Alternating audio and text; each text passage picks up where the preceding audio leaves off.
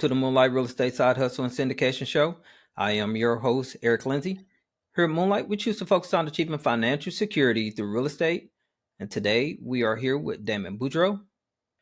Damon started investing in real estate back in 2004 and has since created a proven system for using creative financing strategies.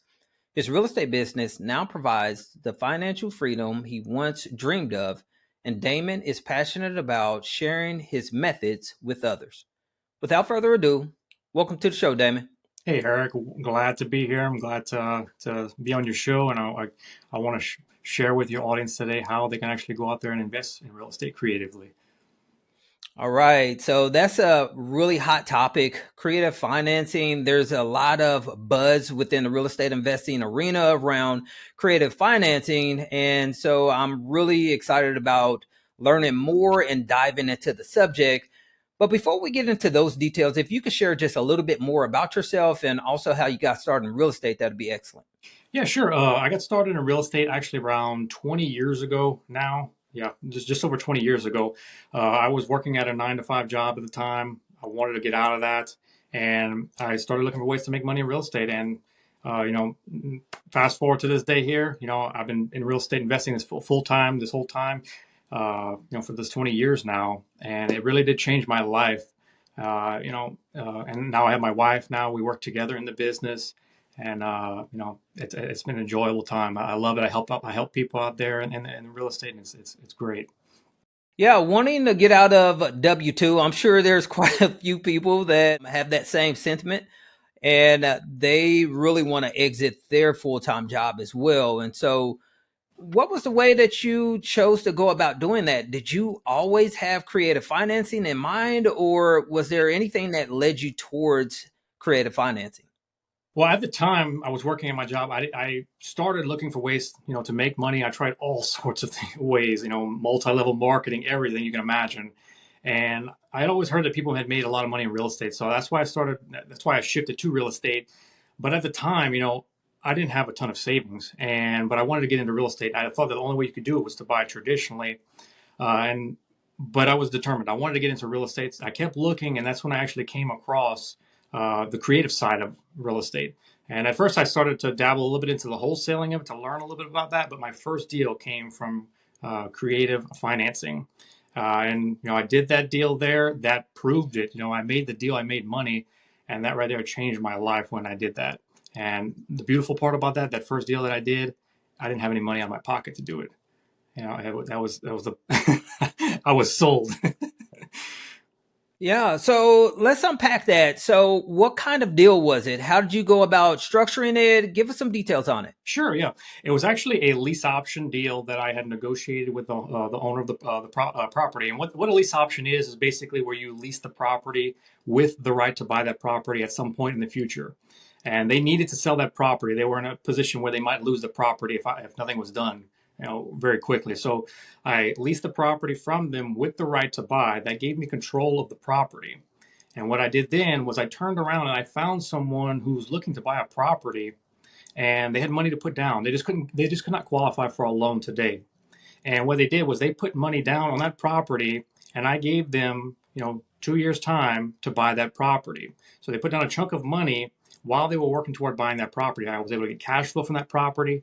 And whenever they bought the property, which they did, I got a back end profit on that property as well. So I got multiple paydays on that property, and I didn't have to actually buy the property. I just got control of it. That's the beautiful thing about creative financing. So did you have to put anything down with the initial seller that you was able to structure the lease option with?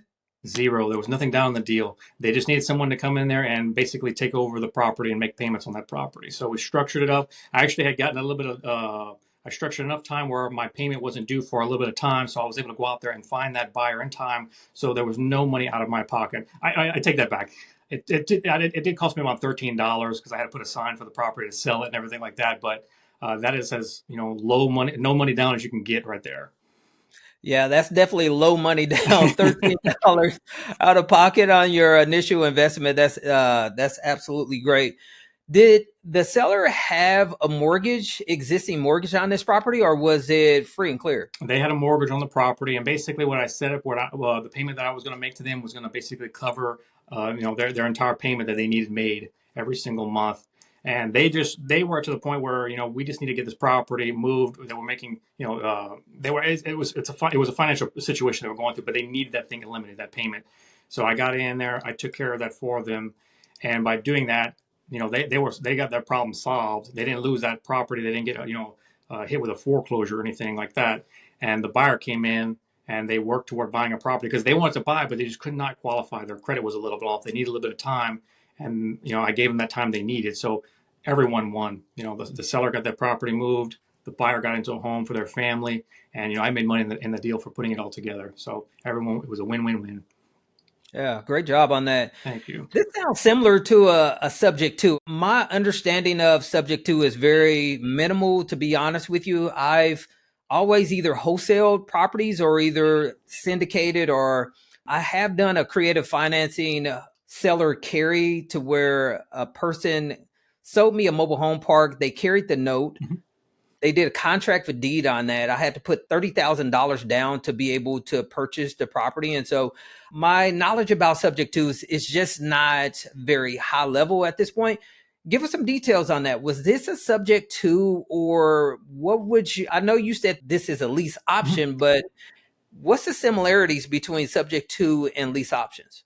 A subject to is basically where the seller will deed the property to the buyer or the investor, and the loan that they have in place on that property will stay in place. So you're basically going to be taking over their property. Like I said, they deed the property to you, so you'll own the property. That loan stays in place, and you make payments on the loan on their behalf, basically. At that point, that you own the property. With a lease option, you're leasing it from the seller with the right to buy. You don't own the property right now. You basically just get control of that property that you can then make money on the property. But with a subject to, you're actually acquiring that property. It's being deeded to you, and then you own it. Okay, got it.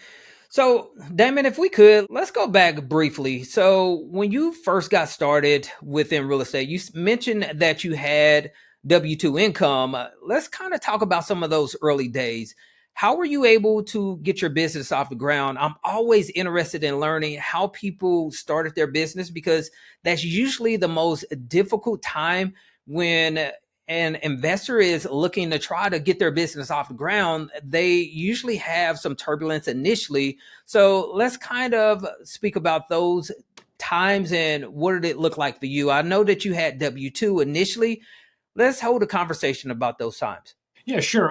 At the time, like I said, I was working at my job and I wanted out of it. So I found, and how I stumbled upon this was, I was looking, like I said, I was looking to get in real estate. I actually saw an infomercial on TV that was showing how you can actually do it creatively.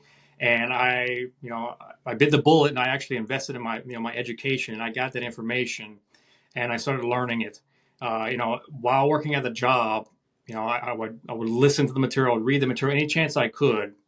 And as I started, as I got an understanding of how the business worked and how the strategies worked, then I started. I only had time on the weekends really to actually do that. So on the weekends, I started implementing everything that I was learning, and that's a lot what this business is. You learn it, but you have to go out there. You have to be consistent with that. You have to take action on that.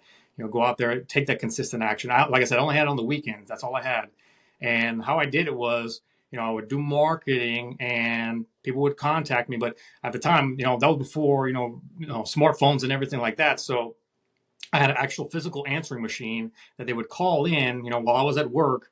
And when I would get back in the afternoon, I would listen to my calls, my recordings, and then I would give a call to the sellers, and I would try to set up an appointment to go out there and meet them at the property over the weekend. And that's how I got the business started. It was just getting through it, doing it. I had, like I said, I learned the process, and then I just started taking action on it because I was in a point. I'm like, I want to get out of this job. I want out of this place, and because again, when I was learning all that, I did kind of a thing where I don't recommend people doing, but I started sharing what I wanted to do with people that I was working with, and they started like, how many houses did you buy today? They started, making fun of you, basically making fun of me, and that was also a fuel too, but it was also discouraging at times, because I knew well I was onto something and I was doing this and I was seeing results, but when you get that, it's kind of it can be your fuel, but it can also be kind of discouraging at the same time. Yeah.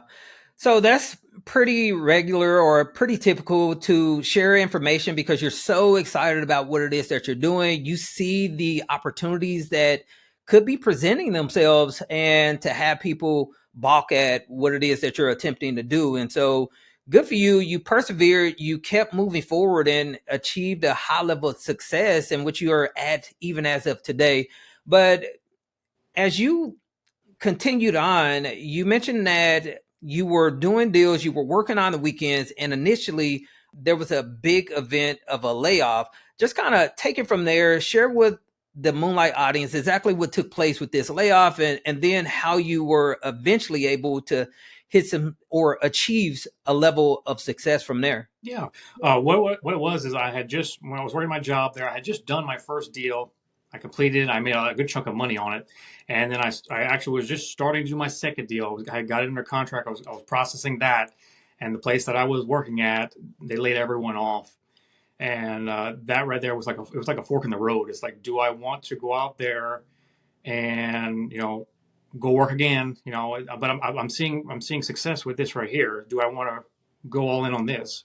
At that point there, I had to weigh the odds. What do I want to do? And in that moment, I'm like, I'm going to try this. I had done a deal. I was just getting ready to do my second one. So I just went all in on it. And I mean, I wouldn't recommend everyone to do that because again, some people have, a lot of, they have bills that they have to pay.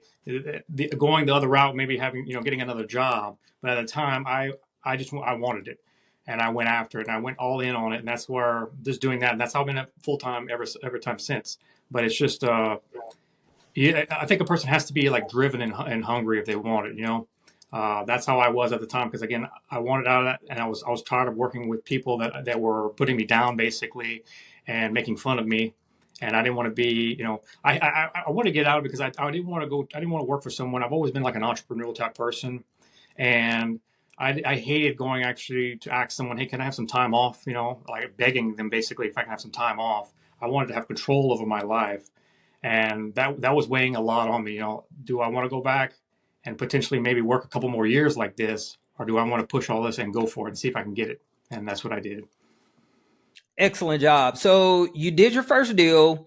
There was a layoff that took place, and then you basically burned the boats. You made a decision that you were not going back to a W 2 employer. You were going to make the business work for yourself. So, what did that look like? When did you achieve a level of success that you could actually see some consistent income from? How did that work? How did you achieve that consistent revenue? What I did was I basically, like I said, I was only doing on the weekends. Once I was out of there, I just started going at it every single day. And just from that, I was able to start doing consistent deals. Again, over time, I had to learn more. I had to learn more about with marketing and sales and talking with people. But I was able to do enough consistent deals coming through that, it sustained me at the time. And from there, as I learned and continued to improve, I was able to start getting more and more consistent from there. And that's how I built my business to what it is today, where we do our deals. We're able to do multiple deals a month. Nice, nice. So let's bring things to more current events. So, what does it look like for you all to be operating in today's environment? So, there's high interest rates and the economy is somewhat volatile. How are you guys able to do multiple deals per month? Yeah, actually, like it's a good point there. With those high interest rates, that's what's actually, there's people that actually want to buy, but what's keeping them on the sidelines is actually those high interest rates. They don't want to pay that. Well, with the creative side, I can go out there and I can basically utilize mortgages that have been made over the last so many years with a lot lower interest rates. I can negotiate great terms with homeowners, with lower interest rates, sometimes even no interest rates, depending on the deal with the homeowner, and get those deals. Either you can get them under contract or own those, or get control or ownership of those properties, and then I'm able to turn around and provide to the market properties where people want to buy. They have money to put down, they can afford it, they just cannot, or they don't want to go get a mortgage right now with the high interest rates, and I'm giving them some time that they can actually do that. That's how we run our business. If the deals come through that we love the terms, we'll close on it and we can hold the property ourselves, add it to our portfolio. If it's a deal where maybe it's a little bit higher interest rate, we don't want that, but if someone would still love that, they don't have to go to a bank or qualify for a loan. I can sell that off to a buyer that someone actually wants to get in the property. So that's basically how I do that. Okay. And what specific creative financing strategies are you guys using? We use a combination of lease options, like I said, with a lease with the right to buy. We do seller financing, where basically the seller is acting as the bank, and we negotiate all of our terms directly with the seller instead of having to go to a bank and jump through all kind of hoops with that. We deal directly with the seller. We also do subject to, where, like I said, where we the seller is basically deeding us the property, and the underlying mortgage is staying in place. And we also do installment sales, land contracts type of deals as well. Nice, nice. Okay, Damon. Well, if you could share a recent transaction that you guys have been a part of, just give us some high level details, how you guys located the property, how you funded it, or use creative financing to be able to get the deal to the finish line, and how you guys implemented the business plan. Yeah, so just recently we had a deal that came through us. We're always doing marketing all the time, so people are always contacting us. We had one that came through where the seller, they were actually paying on two properties. They had the property and they had moved and bought another property, and it was now they had two payments. It was basically eating through their savings.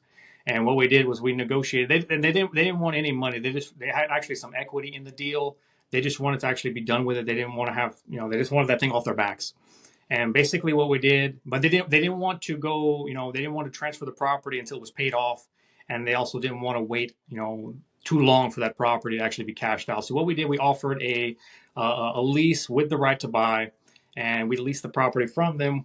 And what we did, we turned around and we marketed that property, and they got a buyer in that property that had put down a chunk of money down, a large chunk, several, on that deal there was 15,000 they put down on the property. So they put down $15,000 upfront to get in the property. We get cash flow every single month on that property. And whenever they do buy that property, there's a big back end spread because there was some equity there that the seller walked away from. They just wanted that headache, that property away from them. They were tired of dealing with it. So we're going to get a back end spread whenever that property is cashed out.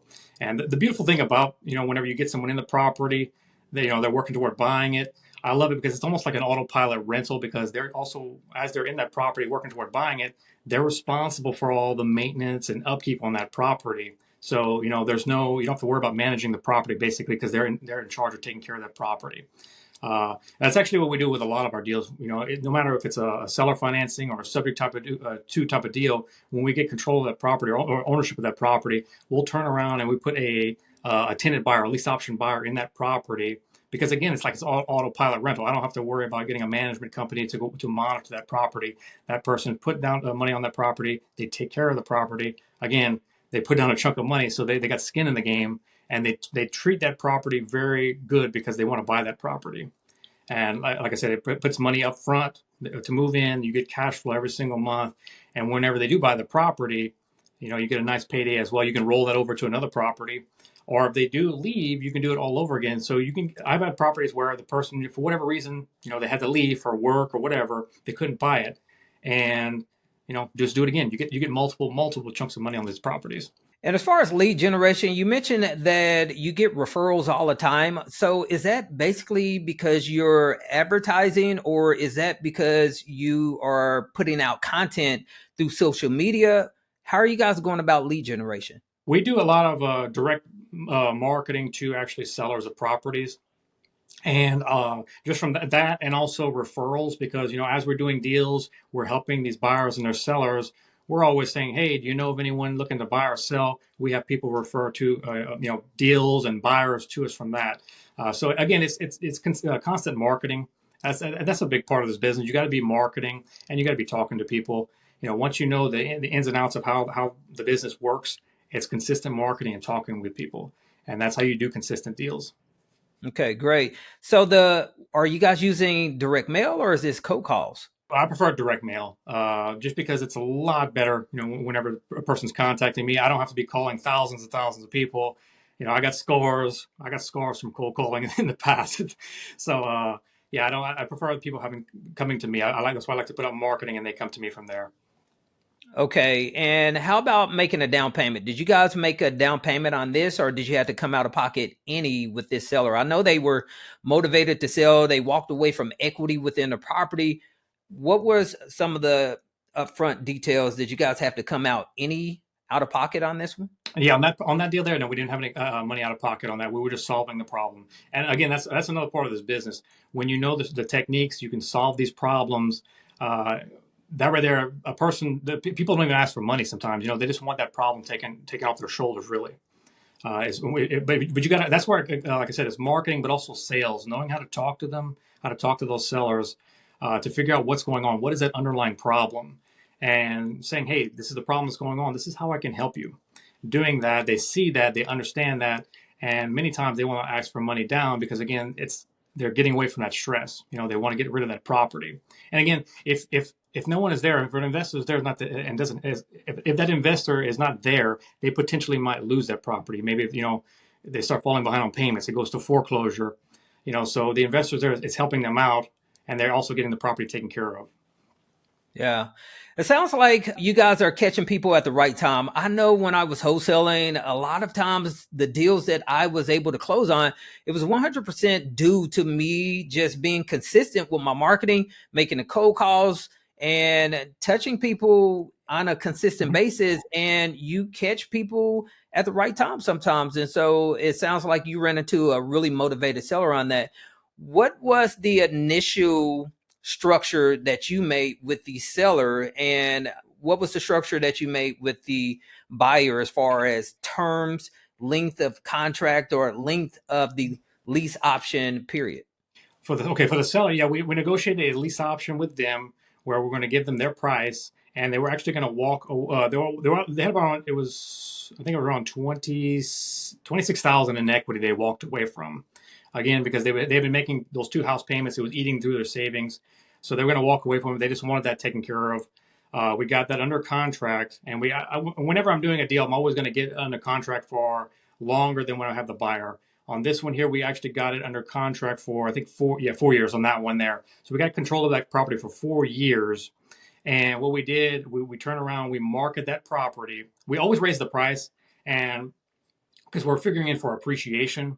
So whatever, let's say I get control of that property today, but I'm going to give the person 2 years to buy. So I'm figuring what the property value might be down the road, 2 years down the road. So I'm going to figure in some appreciation. So we raise that price. So that gave us a little bit more equity there. And then when we got the buyer that came in, they had 15,000 to put down. That's also, whenever they do buy, that's also credited off their price. So that was there.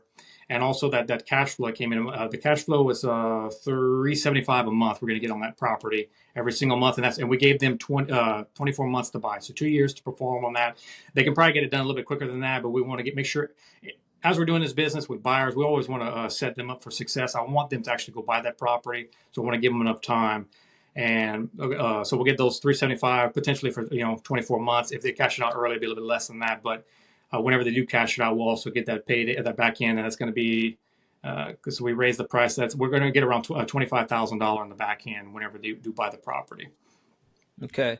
Hey, Damon, last question I got for you regarding this lease option deal that you guys located here is, what happens if you can't buy the property within the option period? So let's say that you structure it with the seller that you're going to buy the property within 4 years, but you get all the way to the end of the line there at the 4th year, and you just really can't afford to purchase this property. What are the options at that point?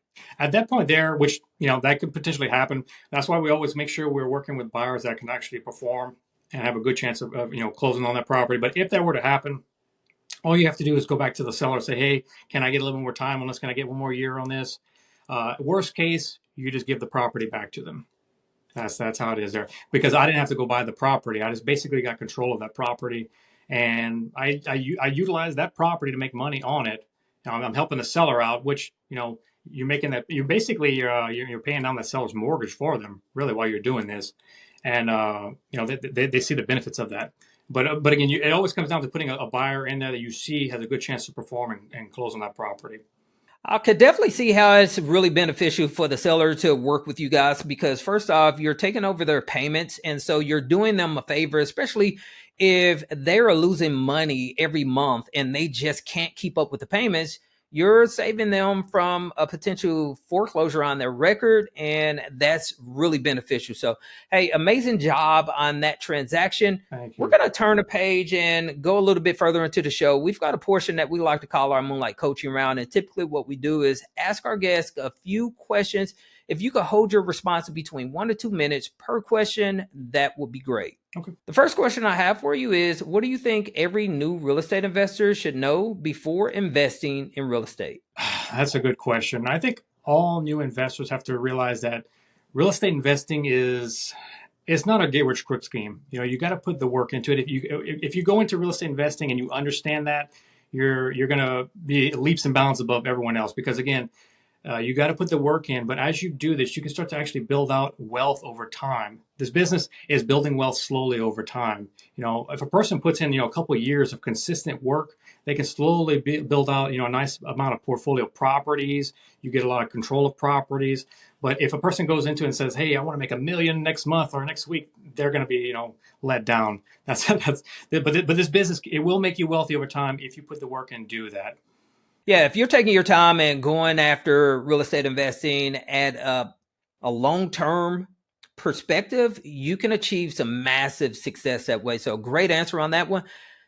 Knowing what you know now, what kind of advice would you give a person attempting to get where you are within your real estate journey about balancing business and life? Yeah, I would say that you gotta balance.